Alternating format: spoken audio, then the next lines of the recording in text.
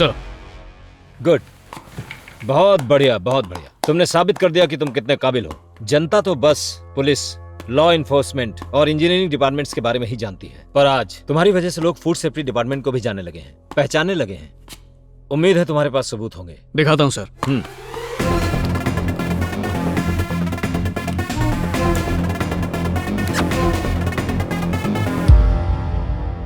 इसका नाम सूरज चड्डा है, ट्रेडर्स यूनियन का लीडर और टी शॉप ओनर्स एसोसिएशन का प्रेसिडेंट। जब हमने इसकी दुकान के टी सैंपल उठाकर चेक किए तो इसकी चाय पत्ती में अफीम मिलाया हुआ पाया गया, पर चाय में मिलाने के लिए ओपियम आया कहां से?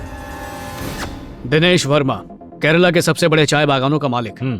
आमतौर पर टी प्लांट के 10-12 साल का होने के बाद ही पत्तों में सही ताकत, फ्लेवर और टेस्ट आता है, मगर इन टी प्लांट्स को 2 से 3 सालों में तैयार समझ लिया जाए और पत्तियों को जितना हो सके जल्द से जल्द तोड़ लिया जाए तो ताकत, फ्लेवर और टेस्ट इनमें से कुछ भी नहीं मिलता। लोगों को इस बिना स्वाद वाली चाय का आदी बनाने के लिए चाय पत्ती में अफीम मिलाया जाता है सर। इसका नाम है डैनियल, क्लीन वाटर कंपनी का मालिक। सब जानते हैं रोज 6 लीटर पानी पीने से शरीर की 40,000 बीमारियां ठीक हो सकती हैं, पर जो इंसान इसकी कंपनी का बना क्लीन वाटर पानी पीता है उसे 40 लाख बीमारियां हो सकती हैं।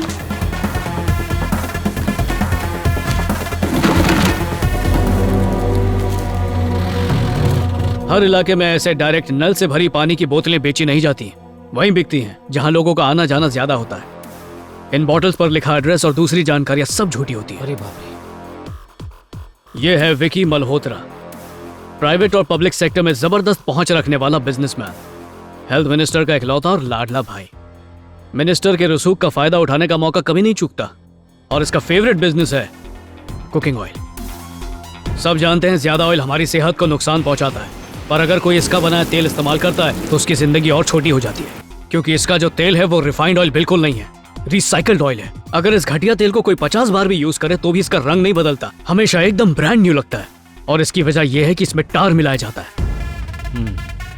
इस तेल को एक बार इस्तेमाल करने में कोई बुराई नहीं है, पर पहली बार सिर्फ 5 स्टार होटल में ही होता है, और उसके बाद उसका क्या होता है ये हमने पता करवाया है।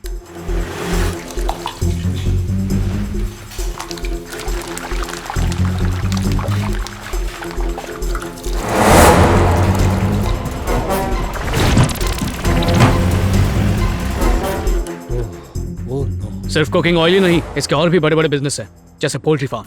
खासकर अगर इन्हें छोटी बच्चियां खा लें तो 7 से 10 साल की उम्र में ही उनका शरीर टाइम से पहले जवान हो जाता है। उनके पीरियड की साइकिल पर बहुत बुरा असर पड़ता है, फिर धीरे धीरे बीमारी बढ़ती जाती है और यूट्रस कैंसर हो जाता है।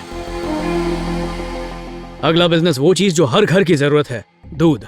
मेरे पास उनके खिलाफ दूध में मिलावट करने के सारे सबूत हैं, और इसीलिए मैंने कल ही उनके सबसे बड़े प्रोडक्शन प्लांट को सील कर दिया था। इतना नहीं, हाइब्रिड केला जो कभी नहीं सड़ता, सेब पर वैक्स की पॉलिश करके उन्हें चमकाया जाता है, स्टीम इडली को प्लास्टिक में पकाते हैं। आज के जमाने में खाकर सेहत बनती नहीं है सर, उल्टा खाकर वो खराब होती है। इस जहरीले खाने को हम जितना ज्यादा खाएंगे उतनी ही तेजी से हॉस्पिटल जाएंगे। अगर इस मिलावट को नहीं रोका तो कैंसर और ज्यादा बढ़ जाएगा, और ये कैंसर कोई बीमारी नहीं है बल्कि धंधा है। इसलिए मैंने उन जगहों को सील कर दिया। मैं अपने तजुर्बे के आधार पर कह रहा हूँ जगन, मैंने तुम्हारे जैसा ईमानदार ऑफिसर कभी नहीं देखा। हम किसी एक को भी बचने नहीं देंगे। अच्छा किया तुमने सील कर दिया। मैं इन मुजरिमों को कटघरे में खड़ा करूंगा और इनके खिलाफ सख्त से सख्त लीगल एक्शन लूंगा। सारे के सारे सबूत मेरे हवाले कर दो। क्यों सर? ताकि सारे सबूत उन्हें लौटा दें।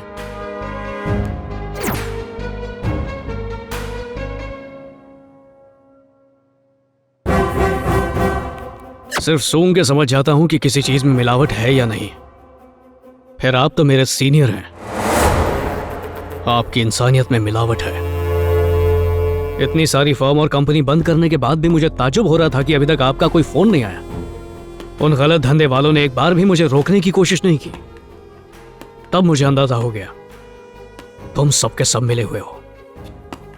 आपने सोचा था ये सारे सबूत आप मुझसे हथियार लेंगे, है ना? मैंने आपको ये वीडियो इसलिए दिखाई कि शायद ये सब देखकर आपके अंदर का सोया हुआ इंसान जाग जाए। मगर अभी आप इस मिलावट के खिलाफ खड़े नहीं होंगे तो I am really sorry sir, आपको भी जेल जाने से कोई नहीं रोक सकता। अबे लौंडे, पहले अपने आप को तो बचा ले।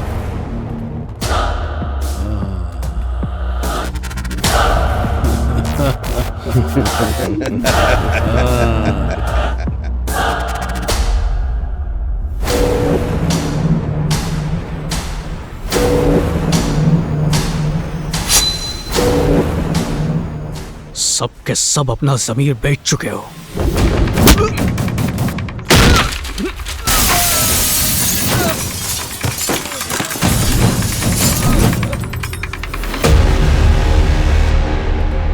क्यों बे? सोचा पढ़ा लिखा ऑफिसर है तो लड़ाई नहीं जानता होगा।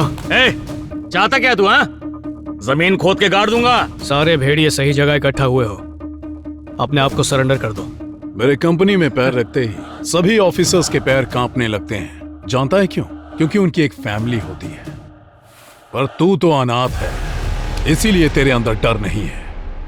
पर तू हमसे डरेगा। मैं सिर्फ भगवान से डरता हूँ, इसलिए आखिरी वार्निंग दे रहा हूँ। जुर्म कबूल करके मेरे सामने घुटने टेको और सरेंडर करो, वरना तुम्हारी आने वाली नस्ल भी वही जहर खाएगी जिसे तुम दूसरों को खिला रहे हो। चुप कर। हमारी नस्लें खाएंगी नहीं बल्कि दूसरों के गले में ठूसेंगी। आज तो बस ये कमिश्नर हमारा पिल्ला है, कल अदालत और सारे मिनिस्टर हमारी जेब में होंगे। सुन, ऐसे सबूत हम अपनी जूती की नोक पर रखते हैं।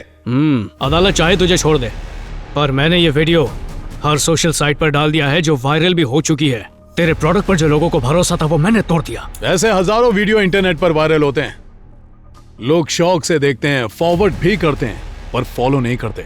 अगर तुझे मेरे प्रोडक्ट के बारे में पता चल गया है और माना कि तूने मेरी कंपनी सील भी कर दी, तो उसी बिल्डिंग में मैं एक और कंपनी शुरू करूंगा। लोगो बदल दूंगा, पैकेजिंग बदल दूंगा, प्रोडक्ट का कलर भी बदल दूंगा, एडवर्टाइज भी अलग करूंगा और लोग मेरा माल खरीदने आएंगे। जिस प्रोडक्ट को तूने मिलावटी बताकर हटाया वो वही रहेगा। हम बोर्ड बनवाकर ऑर्गेनिक होने का दावा करेंगे, जिसे देखकर पब्लिक 10 रुपए ज्यादा देगी, समझे?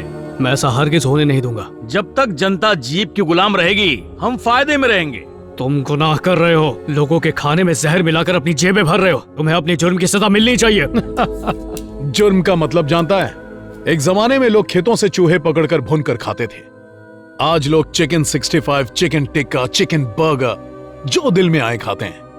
जो लोग पहले दिवाली और होली पर पकौड़े और भटूरे खाते थे, आज मसालेदार चीजें खाते हैं। पहले सुबह उठते ही लोग चाय पीकर खुद को खुशनसीब समझते थे, आज उठते ही अलग अलग प्रोटीन शेक पीते हैं, और वो भी मेरे बनाए हुए दूध की बोतल में मिलाकर कटक जाते हैं। यही तरक्की है। पहले सिर्फ पैसे वाले और उनके बच्चे ही दूध पी सकते थे, लेकिन आज रास्ते का भिखारी भी 10 रुपए की दूध की थाली खरीद कर पी सकता है। समाज की जरूरतों को पूरा करने के लिए मिलावट ही सोल्यूशन है। हिंदुस्तान की पॉपुलेशन 130 करोड़ है। सबको शुद्ध चीजें देना मुमकिन है क्या? कल तक भूखे मरने वाले आज भरपेट खाकर चैन से सोते हैं। तो बढ़िया खाना खाकर 80 साल की उम्र तक जीना हर एक के बस की बात नहीं है। तो जो उन्हें पसंद है खाने दो उन्हें, और 40 की उम्र में खुशी खुशी मर जाने दो। तुम्हें क्या दिक्कत है? तुम्हारे काले धंधों को बंद कराऊंगा और लोगों को जागरूक बनाकर इस मिलावट के खिलाफ खड़ा करूंगा मैं। चुप कर। अगर आज तुझे जिंदा छोड़ दिया तो कल 100 खड़े हो जाएंगे और परसों 1000। इस वक्त भी सैकड़ों टपरी वाले और डिपार्टमेंट स्टोर वाले तेरा इंतजार कर रहे हैं कि तुझे हम कब मारेंगे।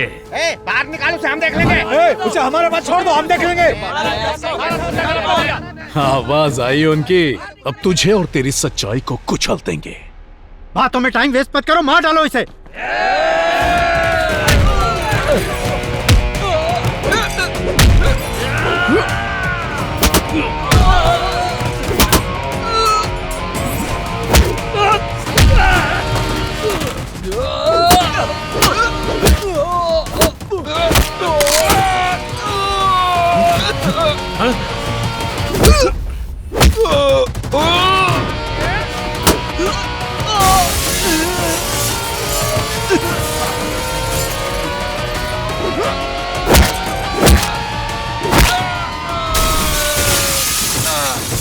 तेरी तो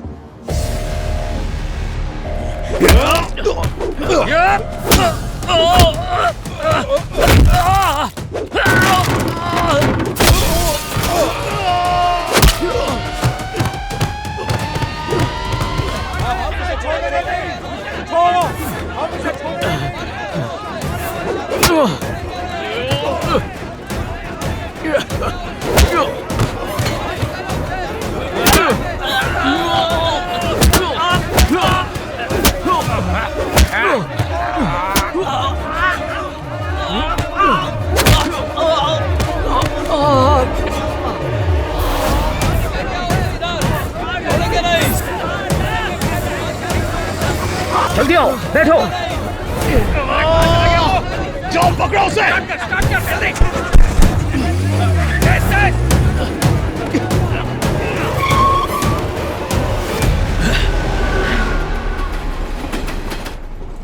तुम एक के बाद एक दुश्मन क्यों बनाए जा रहे हो? उन्हें लोगों के खाने में जहर मिलाने से रोकना गलत बात है। हाँ, ये गलत है, क्योंकि सब ये बात जानते हैं। सबको पता है वो जहर खाते हैं। जहर भी वही देता है और इलाज भी वही करवाता है, एक ही इंसान। फिर भी कोई आवाज क्यों नहीं उठाता? क्योंकि सबको अपनी जान प्यारी है। आज 100 लोग आए थे, कल 400 लोग आएंगे। सबको मारोगे? हाँ, मारूंगा। मेरी बात सुनो, वो हमारा पीछा कर रहे थे, अगले स्टेशन पर हथियार लेकर खड़े होंगे। कैसे बचोगे उनसे? ये जिद छोड़ दो। कोई एक जगह दिखाओ जहां पर मिलावट नहीं है, सबको छोड़ दूंगा। इस देश में ऐसी कोई जगह नहीं है। देख भाई, अच्छा काम करने के लिए भी 4 लोग चाहिए। उन 4 को इकट्ठा करने के लिए जो पहल चाहिए वो मैंने की है। बाकी 3 कभी नहीं आएंगे। तुम ही पहले इंसान बनोगे और आखिरी भी। सबको अच्छा खाना मिले, बचपन से यही मेरी इच्छा है, यही सपना है, तुम्हारा यही ये सपना तमन्ना कभी है। पूरा नहीं होगा। मान जाओ मेरे भाई, तुम्हारी शादी होने वाली है। ज्योति के साथ प्यार की जिंदगी बसर करना। प्यार का वास्ता देकर कमजोर कर रहे हो। उस लड़की से मैं जितना प्यार करता हूँ ना, उससे कई गुना ज्यादा अपने फर्ज से करता हूँ मैं। देखो भाई, मान जाओ, इस रास्ते पर खून ही खून है, मान जाओ, वरना हम सब बलि चढ़ जाएंगे।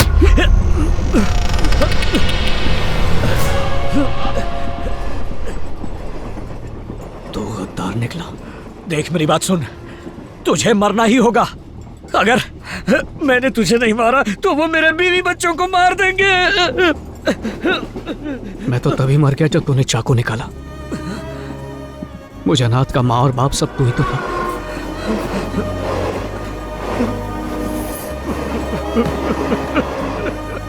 मेरे अपने भी चाहते हैं कि मैं मर जाऊं।